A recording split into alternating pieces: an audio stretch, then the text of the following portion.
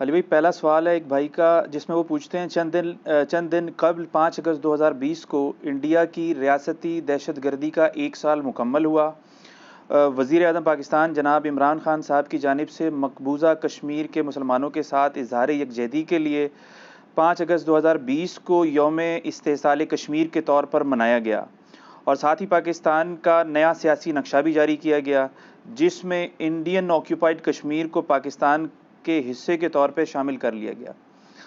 ظالم مودی کی جانب سے آرٹیکل 370 اور 35A کے خاتمے کے بعد سے 1 سال مکمل ہونے تک کی صورتحال کو آپ کس نگاہ سے دیکھتے ہیں؟ دیکھیں، یہ حقیقت بات ہے کہ دنیا میں جہاں کہیں بھی مسلمانوں پہ ظلم ہوتا ہے،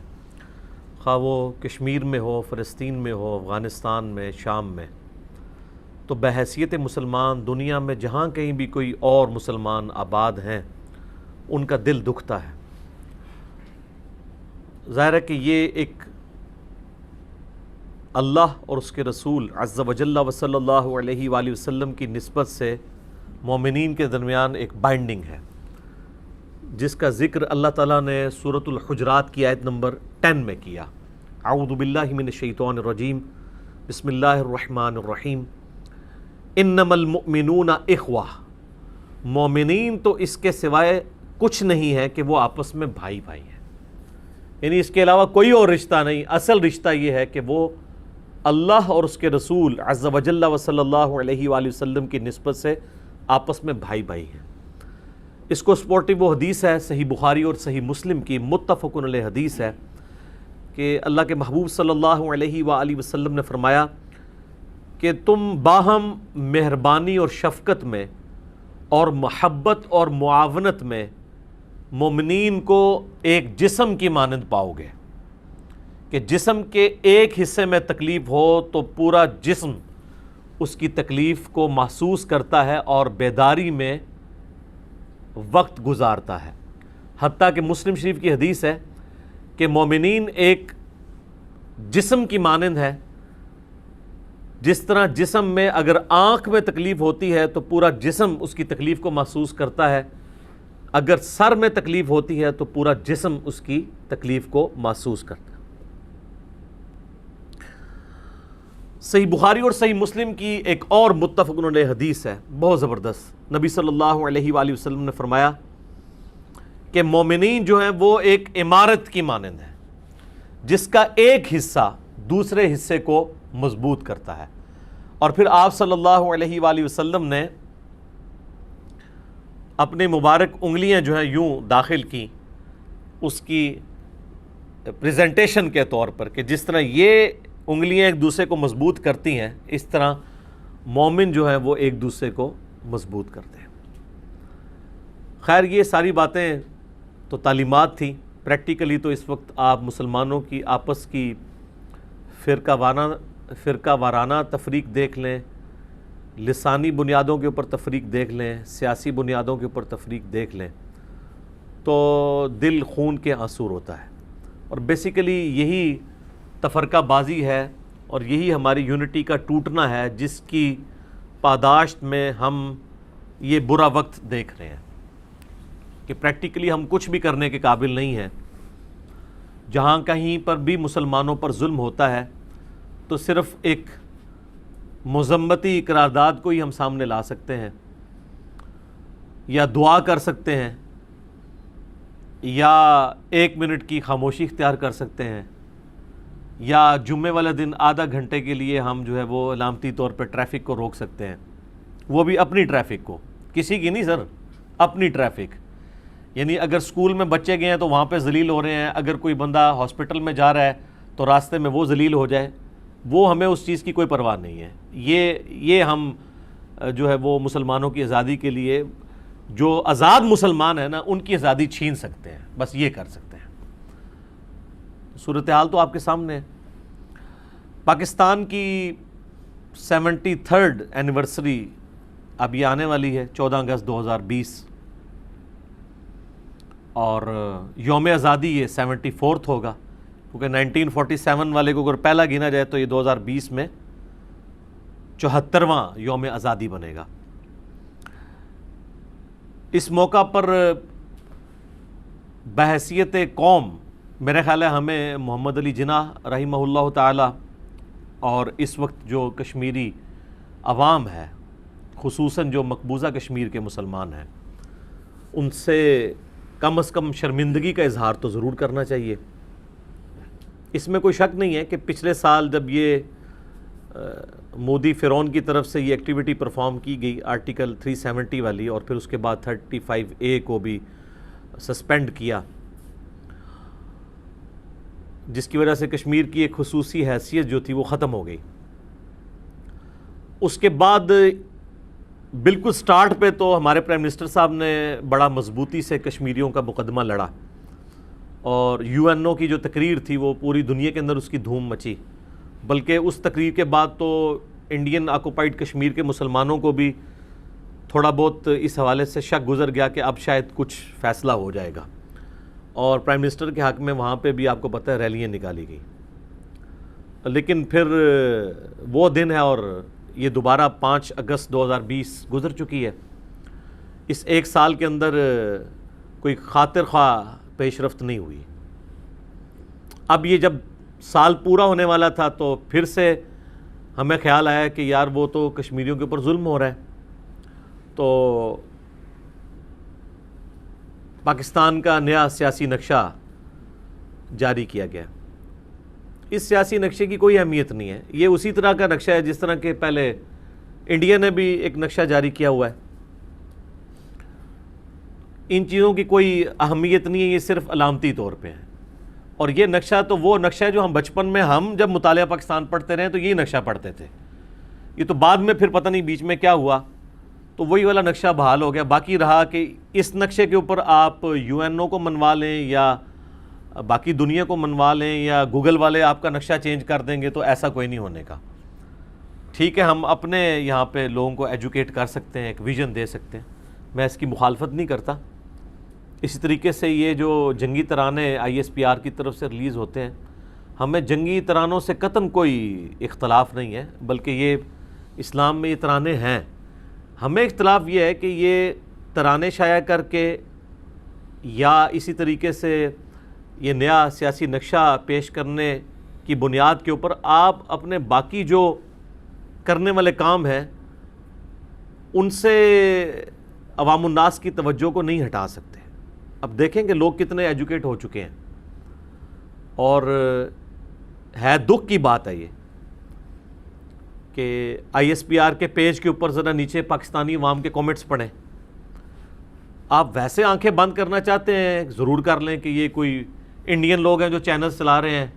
اور وہ آ کے نیچے کومنٹس کر دیتے ہیں۔ سر پاکستانی قوم ہے، اور جتنے آپ محب الوطنی کا دعویٰ کرتے ہیں، چاہے ہمارے پرائم منسٹر ہوں یا ہمارے ریاستی ادارے، اتنا ہی ایک عام آدمی بھی محب الوطن ہے۔ تو وہ یہ سمجھتے ہیں کہ یار ہمیں اس سے کچھ سٹیپ آگے جانے کی ضرورت ہے، لیکن ہماری بھولی عوام کو یہ بھی نہیں پتہ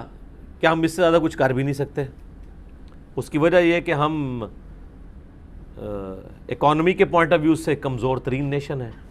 جب تک ہم اپنے پاؤں پہ کھڑے نہیں ہوں گے ہماری کوئی ورتھ نہیں ہوگی، اور جب ہم اس طرح کی باتیں ریئلسٹک کرتے ہیں نا تو ہماری جو جذباتی عوام ہے وہ کہتی ہے دیکھیں جی افغانستان میں بھی تو کچھ نہیں ہے نا، تو بالآخر 20 سال بعد امریکہ کو وہاں سے نکلنا پڑا ہے، تو آپ پاکستان کو افغانستان بنانا چاہتے ہیں؟ وہاں کی عوام 20 سال سے کیا وقت گزار رہی ہے وہ کسی کو پتہ ہے؟ یہ سب کچھ آپ کا چھن جائے گا اگر آپ اس طرح کی زندگی گزارنا چاہتے ہیں۔ تو وہ تو آپ ایک دن کی لوڈ شیڈنگ برداشت کرنے کے لیے تیار نہیں، ایک دن کے لیے آپ کا نیٹ کی سروس بند کر دی جائے تو آپ کا دن گزارنا مشکل ہو جاتا ہے، اور آپ مثالیں افغانستان کی دے رہے ہیں۔ تو کوئی پڑھی لکھی بات کریں، اس طرح پاسبل نہیں ہے۔ اور یہ بھی حقیقت ہے کہ انٹرنیشنلی ہمارا جو پازیٹیو پروپیگنڈا ہے نا، یہ پروپیگنڈا نیگیٹو ورڈ نہیں ہے، پازیٹیولی بھی یوز ہوتا ہے کہ آپ اپنی دعوت کو لانچ کرتے ہیں، پروپیگیٹ کرتے ہیں لوگوں میں، وہ بھی بری طرح ناکام ہوا ہے۔ اگر اس وقت چند انٹرنیشنل اخباروں میں یا چینلز کے اوپر کشمیریوں کے پوائنٹ آف ویو سے آواز بلند ہوئی ہے نا، اس میں ہماری کوششوں کا کوئی حصہ نہیں ہے، یہ ذہن میں رکھیے گا۔ ویسے ہم نے ضرور کریڈٹ لینا ہے تو لیتے رہیں، یہ ہماری کوششوں کا کوئی حصہ نہیں ہے۔ وہ چیزیں اتنی زیادہ ہائی لائٹ ہو گئی تھیں، اور چونکہ اب میڈیا کا دور ہے اور سوشل میڈیا پہ جب چیزیں آتی ہیں تو پھر ان پہ پردہ ڈالنا مشکل ہو جاتا ہے۔ تھوڑی بہت ضرور کنٹریبیوشن ہوگی، لیکن جو کنٹریبیوشن عوام الناس کو ہم 70 سال سے بتا رہے تھے، اور آپ کو پتہ ہے ہماری تو ساری کی ساری جو وہ ایک جد و جہد والا معاملہ ہے پاکستان کے اندر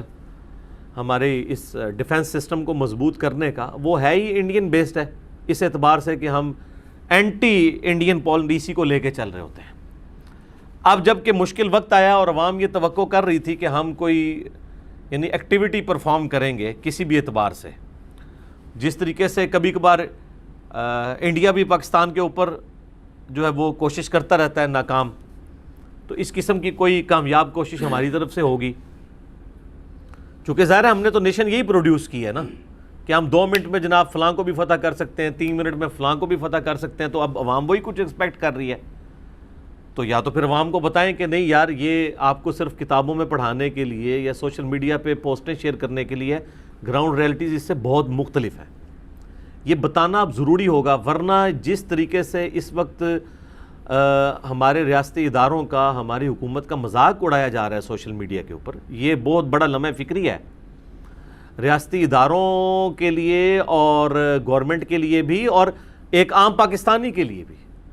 اس کی وجہ یہ ہے کہ جن ملکوں میں عوام الناس اپنے ریاستی اداروں کے خلاف ہو جاتی ہے، وہ نیشنز کمزور ہو جاتی ہیں اور بالآخر ٹوٹ پھوٹ جاتی ہیں۔ تو جتنی یعنی ضرورت عوام الناس کو سمجھانے کی ہے اس ریالٹی کی، اتنی ہی خود بھی سمجھنے کی ہے کہ ہماری ایکٹیویٹیز ایسی نہ ہوں کہ جس کی وجہ سے عوام الناس ہم سے متنفر ہو جائے، ہم عوام کو صحیح بات بتائیں۔ وہ زمانہ گیا کہ جب ہم لوگوں سے حق چھپا سکتے تھے، اب تو ہر چیز بلیک اینڈ وائٹ میں سامنے آ جاتی ہے، کسی نے بھی کوئی غلطی کی ہے وہ سامنے آ جاتی ہے اور کوئی منہ چھپا نہیں سکتا۔ باقی حکومتی ادارے اس کے اوپر گرفت کریں یا نہ کریں، عوام الناس کو پتہ چل جاتا ہے کہ یار یہ کل تک جو ہمیں اس طرح کے بھاشن دیتا تھا یہ تو خود اس طرح کا نکلا ہے، کوئی اپنی جان چھڑا نہیں سکتا۔ تو لہٰذا اب ہمیں اپنی عوام کو اس حوالے سے ایجوکیٹ کرنے کی بھی ضرورت ہے، ان کو بتانے کی ضرورت ہے کہ ہم نے اپنی اکانومی کو مضبوط کرنا ہے، اپنے نیشن کو اٹھانا ہے اور اس قابل کرنا ہے کہ ہماری ایک تھریٹ جب کسی ملک کے اوپر جائے تو وہ اس کے اوپر ایکٹیویٹی بھی پرفارم کرے، بجائے یہ کہ ہم چیختے رہیں اور ہماری آواز سننے والا کوئی نہ ہو۔ آج آپ دیکھ لیں OIC میں ہماری کوئی آواز نہیں ہے، OIC جو ہے وہ الٹا انڈیا کے حق میں ہے، UNO میں ہمارے پاس کوئی اسٹرینتھ موجود نہیں کہ ہم ایک قرارداد لے کے آ سکیں، ہر فورم کے اوپر ہم بری طرح ناکام ہیں۔ اور یہ جو اس طرح کی گفتگو کی جاتی ہے، اسے کبھی بھی پیسیمسٹک گفتگو نہیں سمجھنا چاہیے۔ اپنی خوش خیالیوں میں جو قومیں اپنا وقت گزارتی ہیں نا، وہ کبھی بھی اپنی کمزوریوں کو اوورکم نہیں کر سکتی۔ سال کے بعد اس طرح کے جب دن آتے ہیں نا، وہ اس لیے نہیں ہوتے کہ ہم فائر فائٹنگ شروع کر دیں کہ اچھا یار وہ 5 اگست دوبارہ آنے والی ہے، چلو ایک سیاسی نقشہ نکال دیتے ہیں، چلیں ایک جنگی ترانہ بنا لیتے ہیں، ہم یہ کر لیتے ہیں وہ کر لیتے ہیں۔ یہ جب فائر فائٹنگ والا کام ہوگا نا تو اس کا نقصان یہ ہوگا کہ پھر عوام بھی یہ سوچے گی کہ یار سال ایک تو کچھ بھی نہیں ہوا، جو ایک علامتی ہماری جمعے والے دن کی آدھے گھنٹے کا وہ جو معاملہ تھا وہ بھی کچھ جمعوں تک چلا ہے، وہ بھی ختم۔ تو اس طرح کی ساری چیزوں کو دیکھنے کی ضرورت ہے۔ اب ہم عوام الناس سے اس طرح کی چیزیں نہیں چھپا سکتے۔ یوم استحصال کشمیر جو آپ نے ذکر کیا، 5 اگست کو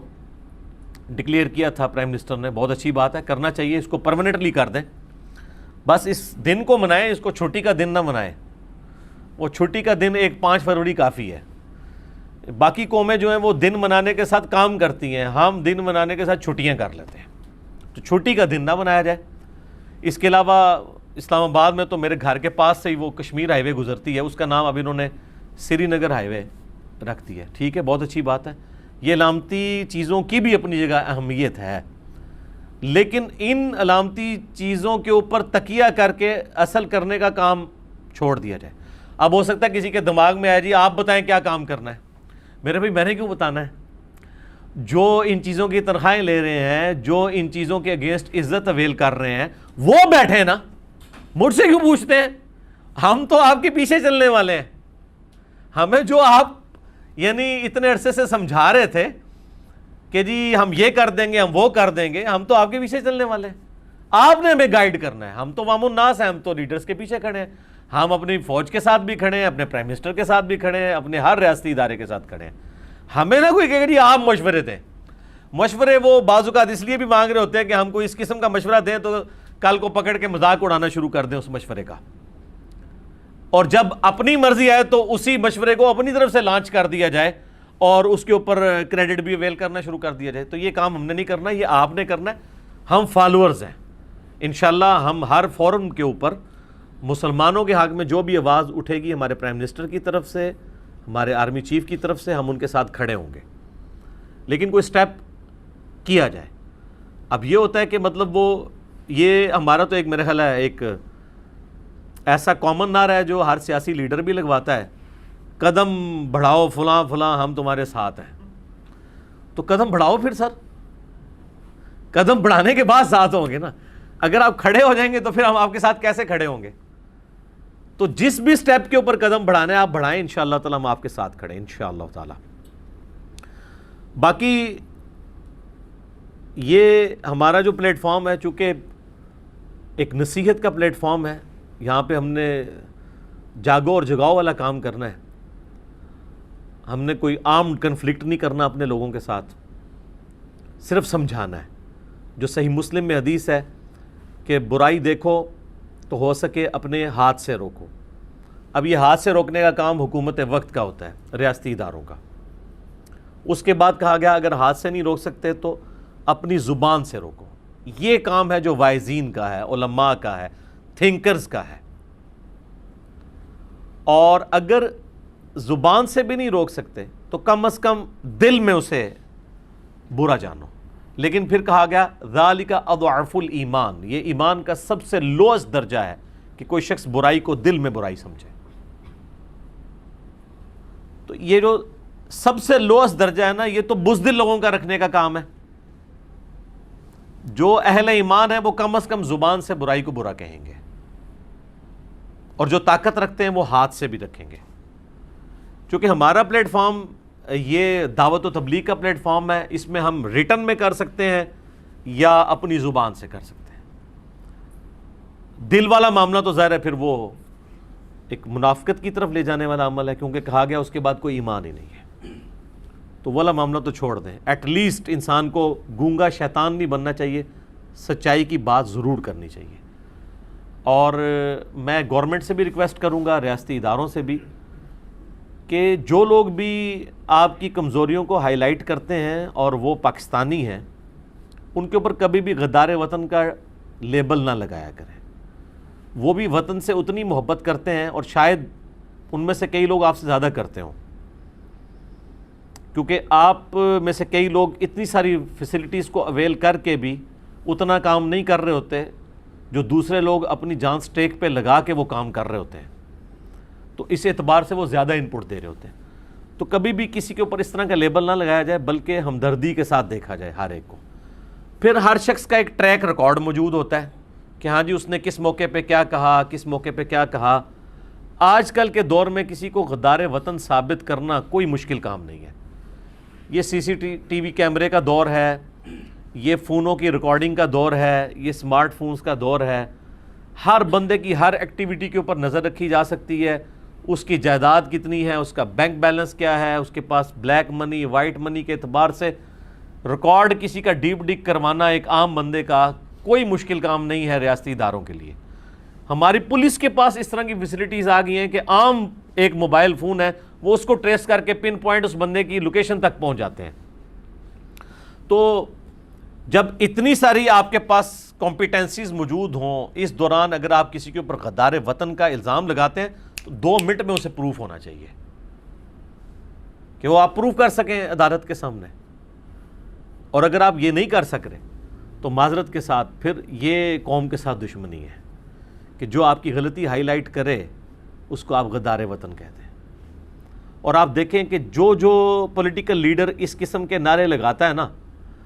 پھر وہ اپنی زندگی میں وہی نعرے اپنے بارے میں بھی سن لیتا ہے. جس کی نمائندہ مثال یہ کلبھوشن یادیو والا ایشو ہے۔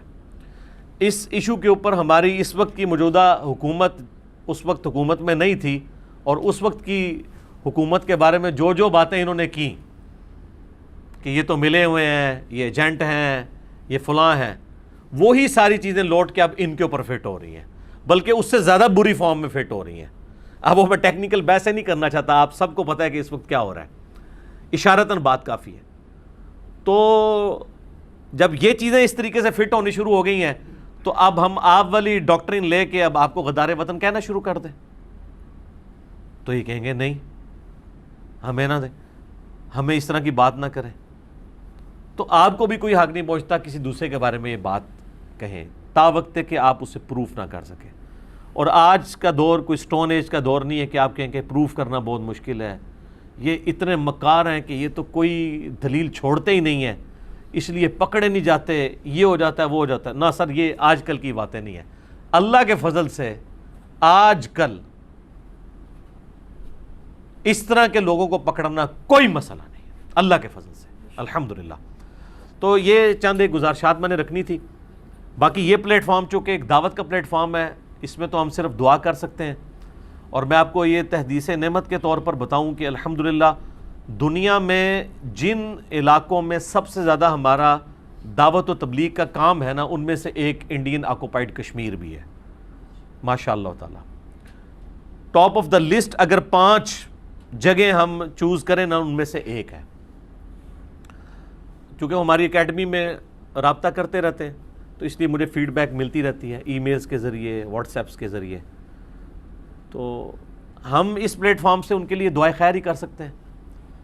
جو صحیح مسلم میں حدیث ہے، اللہ کے محبوب صلی اللہ علیہ وآلہ وسلم نے فرمایا، جو شخص اپنے بھائی کی غیر موجودگی میں اس کے لیے دعا کرتا ہے تو اللہ تعالیٰ ایک فرشتہ اس کے ساتھ مامور کر دیتا ہے جو اس کی دعا کے ساتھ آمین آمین کہتا رہتا ہے، حتیٰ کہ وہ فرشتہ یہ کہتا ہے کہ اے اللہ، جو کچھ اس نے اپنے بھائی کی غیر موجودگی میں اس کے لیے مانگا وہ تمام چیزیں اس کے حق میں بھی قبول کر لے۔ دیکھیں، آپ اپنے بھائی کے لیے دعا کر رہے ہیں اور فرشتہ آپ کے لیے دعا کر رہا ہے، وہی والی، تو یہ کتنی بڑی فضیلت ہے۔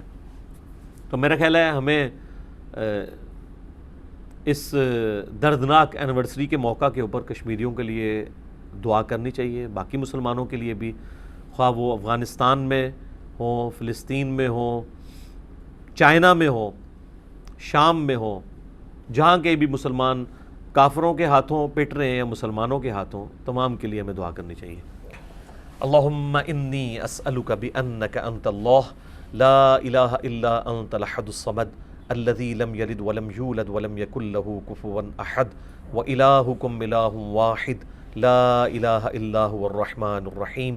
الف لام